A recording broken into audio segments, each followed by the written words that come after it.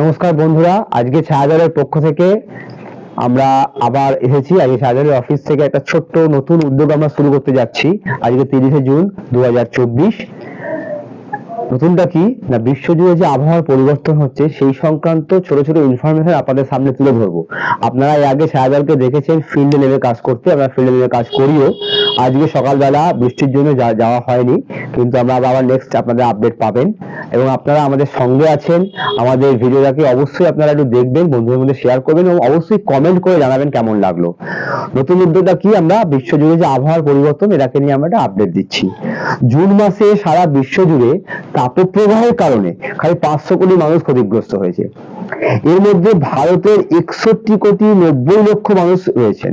সম্প্রতি আমেরিকার একটি সংস্থা গবেষক দল জানিয়েছেন যে 16 থেকে 24 জুন, তার আগে আমি এপ্রিল মাসটা, যেটা আপনারা জানেন যে 22 থেকে 30 এপ্রিল কি প্রচন্ড তাপমাত্রা গেছে, এছাড়া 16 থেকে 24 জুন অর্থাৎ বর্ষা আসতেও দেরি হচ্ছিল, বিশ্বজুড়ে তাপপ্রবাহ ছিল যা স্বাভাবিক তাপমাত্রা থেকে 3 গুণ বেশি। এর জেরে পৃথিবী জুড়ে 497 কোটি মানুষ ক্ষতিগ্রস্ত হয়েছেন। ক্লাইমেট সেন্ট্রাল নামে চিফ প্রোগ্রাম অফিসার জানিয়েছেন এবছর ভারত দীর্ঘতম ও উষ্ণতম তাপপ্রবাহের সাক্ষী রয়েছে। দীর্ঘতম এবং উষ্ণতম 40,000-এর বেশি হিট স্ট্রোকের ঘটনা ঘটেছে। আপনারা আমি যতদূর জানি আইপিসিসির পঞ্চম রিপোর্ট 2018 সালে বেরিয়েছিল এবং আইপিসিসি যেটা প্রেডিক্ট করেছিল সেটা অক্ষরে অক্ষরে সত্যি হচ্ছে। কিরকম সত্যি, একটা উদাহরণ দিই। যেমন দিল্লিতে কদিন আগে আপনারা দেখলেন যে হেভি টেম্পারেচার, যে সকাল 6টার সময়তেও তাপমাত্রা বাড়ছে বলে লোক স্নান করতে পারছে না ট্যাঙ্কির জলে। পরশুদিন এত বৃষ্টি হয়েছে দিল্লিতে, 88 বছরের রেকর্ড বৃষ্টি। অর্থাৎ দীর্ঘ বৃষ্টি নেই, একদিনে বৃষ্টি হবে 3 মাসের বৃষ্টি, সেটাতে কোনো লাভ হয় না। সেই বৃষ্টির ছন্দ, অর্থাৎ একটা ছন্দ। আপনি রোজ ধরুন 100 পা হাঁটেন, রোজ 1 ঘন্টা পড়াশোনা করেন, আপনি সপ্তাহখানেক পড়লেন না, একদিনে 24 ঘন্টা পড়লেন, কোনো কাজে লাগবে? সেই পড়াটা লাগবে না। একদিন আপনি 10,000 পা হাঁটলেন, কোনো লাগবে না। 100 পা রোজ হাঁটলে কাজে লাগবে যারা হাঁটার। আচ্ছা, এইবার আমি তাহলে বলছি যে এই যে আইপিসি রিপোর্টে এরাই প্রেডিক্ট করেছিল, কি প্রেডিক্ট করেছিল? আমাদের উদ্দেশ্য হলো ছায়াজালের পক্ষ থেকে যারা এই ব্যাপারটার মধ্যে অ্যাওয়ার্ড নয়, এটা আপনাদের সামনে তুলে ধরা। International panel for climate change এটাই বলেছিল যে অর্থাৎ ছন্দ নষ্ট হয়ে যাবে, অর্থাৎ দীর্ঘ মানে একদিন আমি এখানে বলি, আপনাকে উল্লেখ করে দিই। এর আগে মানে অর্থাৎ বেশ কিছুদিন আগে একবার কলকাতার তাপমাত্রা প্রচুর বেড়েছিল 81 সালে, কিন্তু সেটা একদিনের জন্য, 2 দিনের জন্য বাড়তে পারে, দীর্ঘ তাপপ্রবাহ হয়নি। এই যে দীর্ঘ তাপপ্রবাহ, এর ফলে হচ্ছে কি, বিশ্বজুড়ে যে 10টি দেশে সব থেকে বেশি প্রভাব পড়তে পারে তার মধ্যে ভারতবর্ষ একটা। ভাবুন আপনি কত বড় ফুটবল খেলে আমার এই দেশের যে ক্ষমতারিতা, আমি বাদ দিন, বিশ্বজুড়ে যে 10টা দেশ সব থেকে প্রভাবিত হতে পারে তার মধ্যে ভারতবর্ষের নাম আছে। তাহলে আমাদের বেশি সাবধান হতে হবে।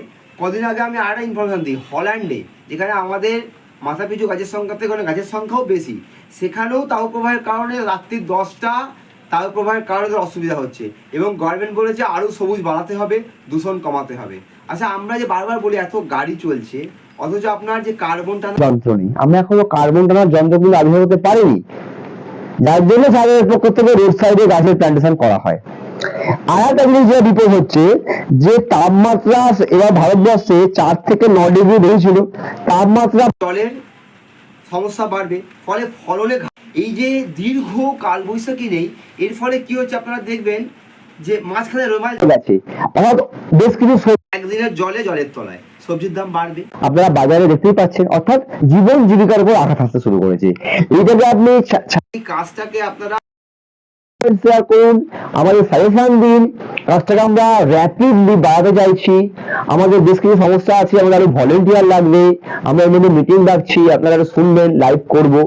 হ্যাঁ, সুতরাং আপনারা এই যে এবার আস্তে আস্তে ক্লাইমেট চেঞ্জ ডাইরেক্ট আমার জীবন জীবিকা হিট করছে, চাষিদের কাছে চাষের সময় পিছিয়ে যাচ্ছে। অর্থাৎ বর্ষা ঢোকার কথা 10 তারিখ, ঢুকলো 28 তারিখ, 18 দিন, 18% দক্ষিণবঙ্গে ঘাটতি আছে, উত্তরবঙ্গ ভেসে যাচ্ছে।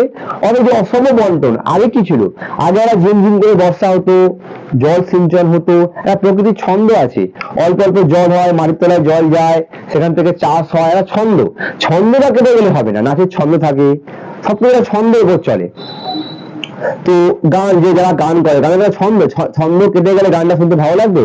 তো প্রকৃতির ছন্দটা কেটে যাচ্ছে, এটাকে কে সামলাবে? গান যে করে তাকে তো গানের মাস্টার আছে, প্রকৃতির মাস্টারটাকে আমাদেরই করতে হবে। হয় আমরা যারা, এটা আমাদের কারো একার নয়, এটা কালেকটিভ এফর্ট।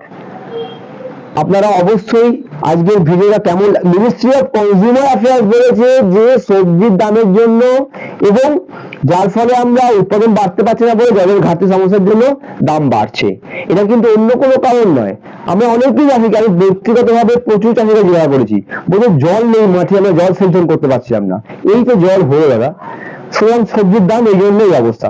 গত বছরে জুন মাসে সবজির দাম আমার মনে হয় এরকম ভাবে বেড়েছিল। এবং আপনারা দেখেছেন যে আস্তে আস্তে জীবন জীবিকা করে আঘাত হানছে। আপনারা কমেন্টস করুন ছায়া দলের নতুন উদ্যোগকে কেমন লাগলো। আমরা আবার শীঘ্রই ফিরে আসবো, আমরা কথা দিলাম এই আবহাওয়া সংক্রান্ত নতুন তথ্য নিয়ে। হল্যান্ডের তথ্য আগে আপনাকে দিলাম, আরো দেশের তথ্য দেবো। নমস্কার, আমাদের সঙ্গে থাকবেন, লাইক শেয়ার করবেন এবং অবশ্যই কমেন্টস করে জানাবেন।